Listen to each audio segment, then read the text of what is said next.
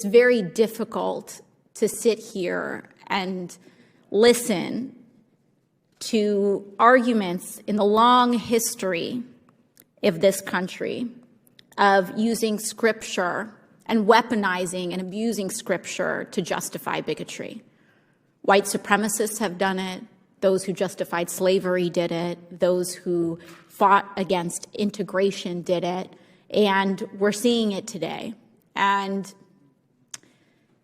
sometimes, especially in this body, I feel as though if Christ himself walked through these doors and said what he said thousands of years ago, that we should love our neighbor and our enemy, that we should welcome the stranger, fight for the least of us, that it is easier for a rich man, it's easier for a camel to go through the eye of a needle than for a rich man to get into a kingdom of heaven, he would be maligned as a radical and rejected from these doors.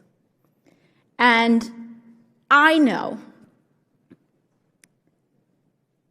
and it is part of my faith, that all people are holy and all people are sacred, unconditionally.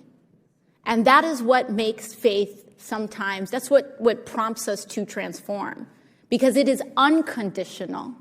It's not about that it is up to us to love parts of people. We love all people. There is nothing holy about rejecting medical care of people, no matter who they are on the grounds of what their identity is. There is nothing holy about turning someone away from a hospital. There's nothing holy about rejecting a child from a family.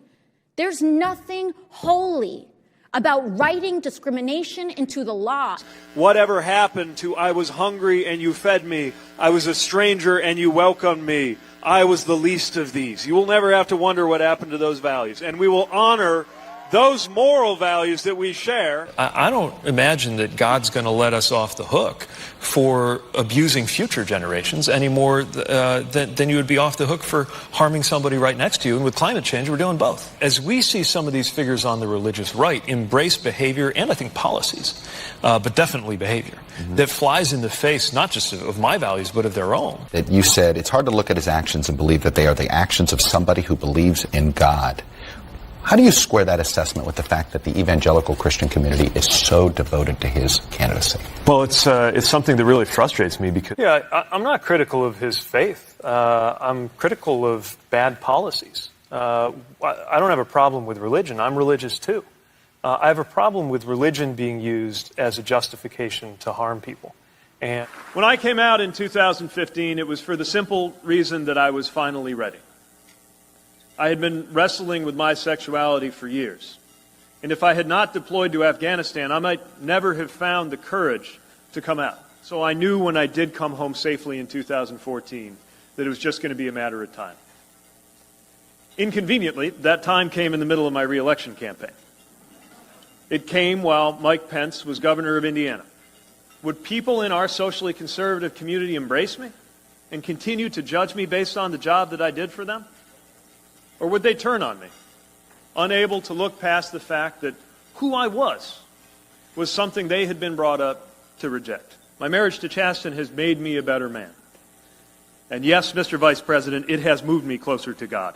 I can tell you that if me being gay was a choice, it was a choice that was made far, far above my pay grade.